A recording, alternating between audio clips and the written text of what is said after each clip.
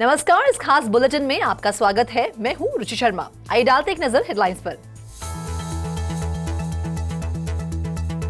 Bitcoin ने $20,000 से ऊपर किया ट्रेड, ईथर रहा $1,600 से नीचे। नायका के नए सीटीओ यूजर एंगेजमेंट को बढ़ावा देने के लिए क्रिप्टो मेटावर्स को अपनाने का है उद्देश्य। सीबीडीसी लॉन्च के पहले दिन बैंक्स ने ई-रुपी के माध्यम से 275 करोड़ रुपीस के गिल्ट्स का किया ट्रेड। कॉइनबेस वेंचर्स ने निफ्टी एप्स के लिए $4.2 मिलियन के फंडिंग राउंड में लिया भाग। यूमुरा यूनिट ने $200 मिलियन के वैल्यूएशन पर ऑर्डरली नेटवर्क के टोकन राउंड में किया invest. Crypto VC firm coin fund $250 million seed fund जुटाने की कर रही है तैयारी। Crypto finance firm Galaxy digital ने की वर्कफोर्स में कटौती। लेंडिंग प्लेटफॉर्म सोफाई का रेवेन्यू Q3 में बढ़ा 56%। माइक्रो स्ट्रेटजी ने Q3 में बिटकॉइन होल्डिंग पर $727,000 के इम्पेयरमेंट चार्ज की दी सूचना। टेरा विक्टिम इन्विक्टस कैपिटल TrueFi के $1 मिलियन लोन को चुकाने में रहा असफल। बुधवार की सुबह के ट्रेड में क्रिप्टो करेंसीज फ्लैट से पॉजिटिव ट्रेड कर रही थी, क्योंकि ट्रेडर्स को FOMC मीटिंग के आउटकम का इंतजार है, जो आज 2 नवंबर को होने वाला है, जहां एक और 75 बेसिस पॉइंट रेट हाइक की उम्मीद है। अगर फेड इंटरेस्ट रेट में 75 बेसिस पॉइंट की बढ़ोतरी करता है तो ये लगातार चौथी बार 75 बेसिस पॉइंट की रेट हाइक होगी। अक्टूबर के लिए यूएस अनएम्प्लॉयमेंट रेट भी 4 नवंबर को जारी होने वाला है। ऐसे में क्रिप्टो करेंसी का IC15 इंडेक्स 0.26% की गिरावट के साथ 31,032 पॉइंट पर ट्रेड कर रहा था। वहीं इन सब के बीच बिटकॉइन ने पिछले 24 घंटों में 0.09% की गिरावट के साथ $20,486 पर ट्रेड किया, जबकि इथेरियम को उसी समय के दौरान 0.09% की बढ़त के साथ $1,580 पर ट्रेड करते हुए देखा गया। नायका के new chief technology officer Rajesh Uppalapati अपनी नई कंपनी में कस्टमर एक्सपीरियंस को बेहतर बनाने के लिए क्रिप्टो और मेटावर्स जैसी बाहरी टेक्नोलॉजीज को अपनाने की उम्मीद करते हैं।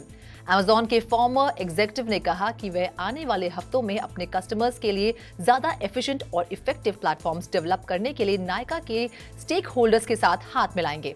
इसके अलावा भारत के सबसे बड़े ई-कॉमर्स ब्यूटी और पर्सनल ब्रांड केयर ने सितंबर में समाप्त थर्ड क्वार्टर के लिए स्ट्रॉन्ग अर्निंग्स दर्ज की। रिपोर्टेड क्वार्टर में नायका का नेट प्रॉफिट सालाना आधार पर 344% बढ़कर 5.2 करोड़ रुपीस हो गया, जबकि बिक्री 39% बढ़कर 1,231 करोड़ रुपीस हो गई। सीबीडीसी के ऑपरेशन के पहले दिन बैंक्स ने डिजिटल या ई-रुपी का इस्तेमाल करके सेकेंडरी मार्केट में 275 करोड़ रुपीस गिल्ट का ट्रेड किया। 1 नवंबर को सीबीडीसी के माध्यम से 3 बॉन्ड्स का 48 बार ट्रेड किया गया। क्लियरिंग कॉर्पोरेशन ऑफ इंडिया के आंकड़ों के मुताबिक 7.38 2027 बॉन्ड में 24 बार, 6.54 2032 बॉन्ड का 1 बार और 7.26 2032 बॉन्ड का 23 बार ट्रेड हुआ। रिजर्व बैंक ऑफ इंडिया ने 1 नवंबर को अपने डिजिटल रुपी होलसेल सेगमेंट के लिए एक पायलट प्रोग्राम शुरू किया है, जिसकी शुरुआत गवर्नमेंट सिक्योरिटीज में सेकेंडरी ट्रांजैक्शन के लिए डिजिटल रुपी के इस्तेमाल से हुई।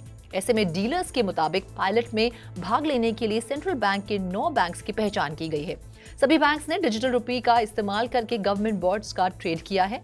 ICICI बैंक ने IDFC फर्स्ट बैंक को 2027 बॉन्ड बेचकर पहला ट्रांजैक्शन पूरा किया। IDFC फर्स्ट बैंक ने भी पुष्टि की कि पहला लेन देन CBDC के माध्यम से पूरा हुआ था।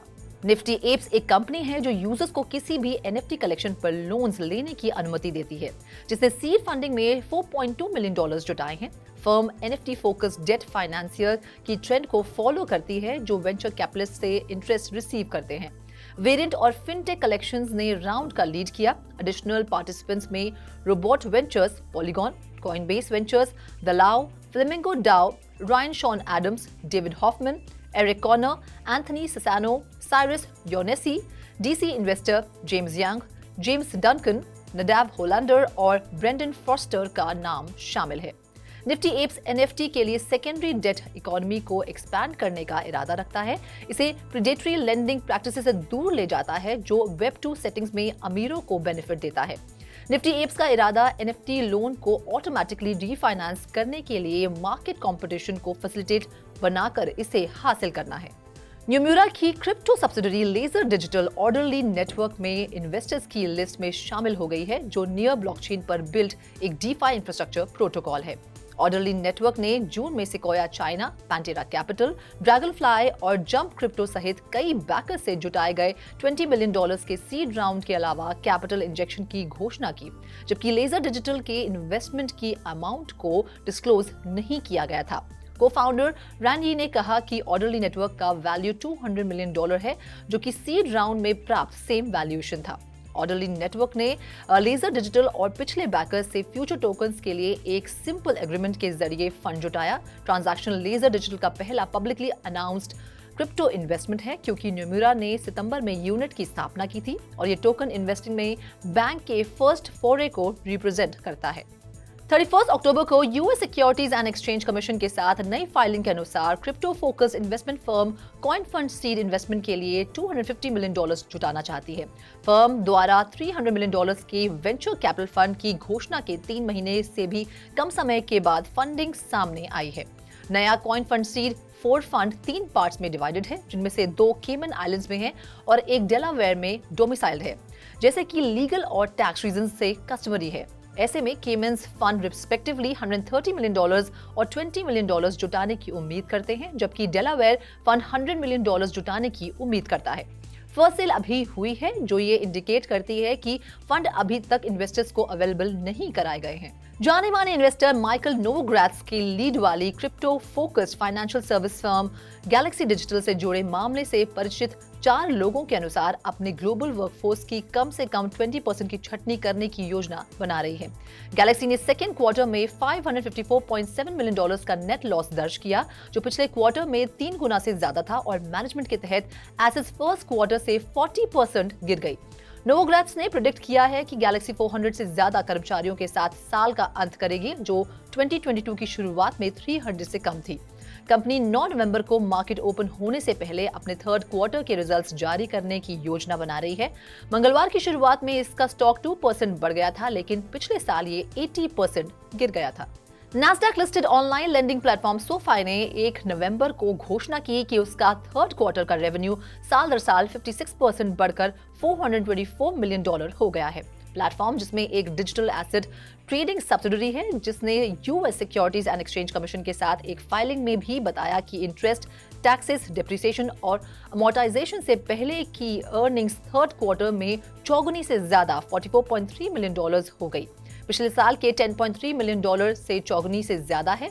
मेंबरशिप पिछले साल से 1.8 मिलियन बढ़कर 4.7 मिलियन हो गई है। इसके पिछले क्वार्टर में 424,000 की वृद्धि शामिल थी। प्री मार्केट ट्रेडिंग में सोफाई के शेयर 13% बढ़कर $6.17 हो गए हैं।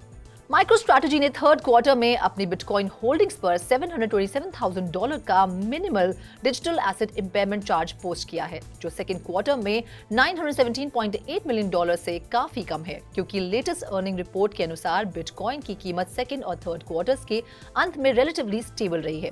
कंपनी की डिजिटल एसेट की हानि बिटकॉइन की कीमत में गिरावट को दर्शाती है, जिस कीमत पर बिटकॉइन को एक्वायर किया गया था। स्टैंडर्ड अकाउंटिंग रूल्स के तहत डिजिटल एसेट जैसे कि क्रिप्टो करेंसी की वैल्यू इसके कॉस्ट पर दर्ज की जानी चाहिए और फिर सिर्फ तभी एडजस्ट की जानी चाहिए जब उसकी वैल्यू बिगड़ती है या नीचे चली जाती है। लेकिन अगर कीमत बढ़ती है तो इसकी जानकारी तब तक नहीं दी जाती जब तक कि कोई एसेट बेचा ना जाए। एग्जीक्यूटिव चेयरमैन माइकल सेलर ने बुधवार को माइक्रो स्ट्रैटेजी के कॉन्फ्रेंस कॉल पर हैंग के आशावाद को ऑप्टिमिज्म किया और कहा कि बिटकॉइन को ज्यादा क्लैरिटी और गाइडेंस की पेशकश के रूप में बेनिफिट होगा।